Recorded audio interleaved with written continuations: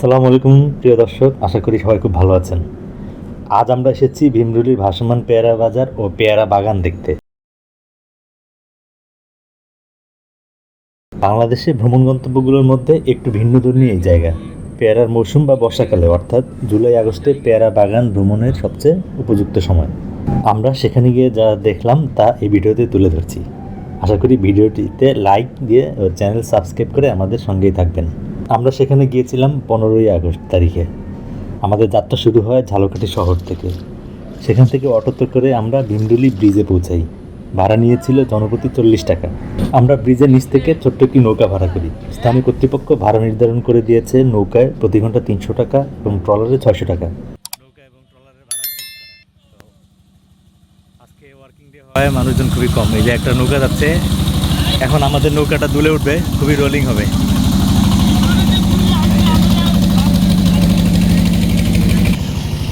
কর্মব্যস্ত দিন এবং চাহিদা কম থাকায় আমরা 250 টাকা হিসেবে নৌকা পেয়ে যাই। এই নৌকায় 7 থেকে 8 জন উঠতে পারেন, আর ট্রলারে অন্তত 30 জন উঠতে পারবেন।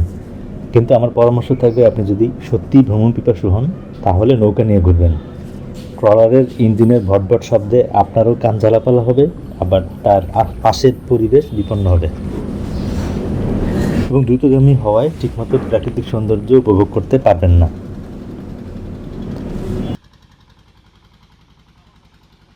ভীমরুলি বাজার থেকে নৌকা করে আমরা খাল ধরে অনেকটা ভিতরে যাই। খালের দুপাশে বেশ কিছু পেয়ারা বাগান কাম পিকনিক স্পট রয়েছে। জনপ্রতি 30 টাকার বিনিময়ে সেখানে ঘুরে দেখা যায়।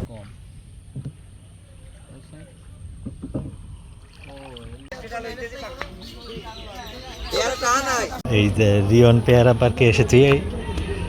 এখানে ইচ্ছামতো পেয়ারা খাওয়া যাবে, কিন্তু যেই পেয়ারাগুলো খাওয়ার মতো সেগুলো কোনোটাই হাতের নাগালে নাই। তারপরে ওখানে পেয়ারা খাওয়ার চেয়ে দেখার সৌন্দর্যই বেশি, মানে আঙুর ফল টক আর কি। এই যে খালের ওই পারে আরেকটা পার্ক রয়েছে। আমরা হাঁটতে হাঁটতে অত্র এলাকার সবচেয়ে উঁচু ভিউ পয়েন্ট এসে দাঁড়িয়েছি।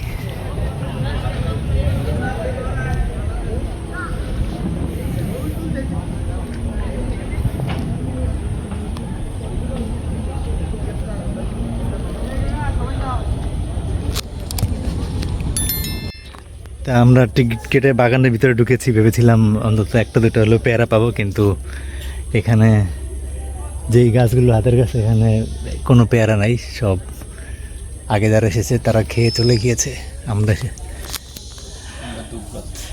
দুধ ভাত না, দুধ ভাত হলেও খুশি থাকতাম যে দুধ ভাত খেয়েছি।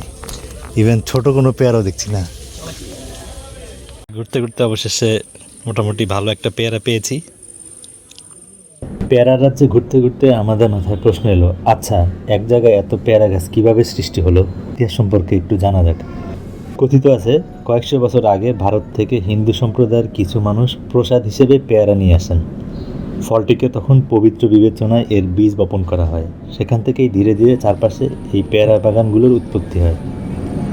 পরবর্তীতে সেটাই বাণিজ্যিক রূপ লাভ করে। অনুকূল জলবায়ু থাকায় পেয়ারার পাশাপাশি এখানে প্রচুর আমড়া, সুপারি, নারিকেল, কলা ও লেবু বাগান গড়ে উঠেছে। এইসব ফলজ বাগানের পাশাপাশি দেখতে পাবেন প্রচুর জানা অজানা পাখি ও গুইসাপ জাতীয় প্রাণী। নদীর দুই পাশে গ্রামবাসীর সহজ সরল জীবনযাপনও আপনাকে মুগ্ধ করবে। পেয়ারা বাজার মোটামুটি 10টা সাড়ে 10টার মধ্যে গুটিয়ে যায়। তবে কিছু কিছু ভাসমান পেয়ারা বিক্রেতা, অর্থাৎ তাদের নৌকায় করে সারাদিনই পেয়ারা বিক্রি করেন। পর্যটকরা দেরিতে গেলেও তাদের থেকে কিনতে পারবেন। এই বিক্রেতারা সাধারণত টুকরি হিসেবে পেয়ারা বিক্রি করেন। আঞ্চলিক ভাষায় এই টুকরিকে সাজি বলেন তারা। সাজিকে আপনার আঞ্চলিক ভাষায় কি বলে তা জানিয়ে দিন কমেন্টে।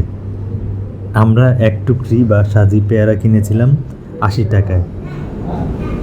এক সাজিতে প্রায় 4 কেজি পেয়ারা ধরে।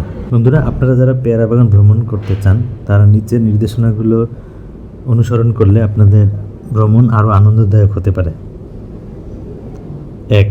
অবশ্যই সকাল 10টার আগে ভীমরুলি পৌঁছাবেন, তাহলে বাজারের আসল সৌন্দর্যটা দেখতে পারবেন। ট্রলারের বদলে নৌকা ভাড়া করে ঘুরবেন। যে কোনো কিছুতেই দামাদামির চেষ্টা করবেন। অবস্থা অনুযায়ী অনেক সময় নির্ধারিত ভাড়ার চেয়ে কমে নৌকা বা ট্রলার ভাড়া পাওয়া যায়।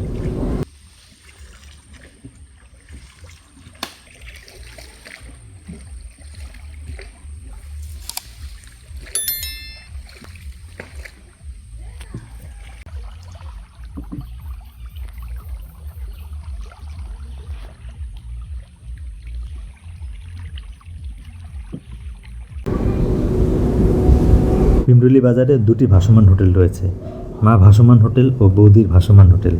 খেতে বসার আগে অবশ্যই দরদাম করে নেবেন।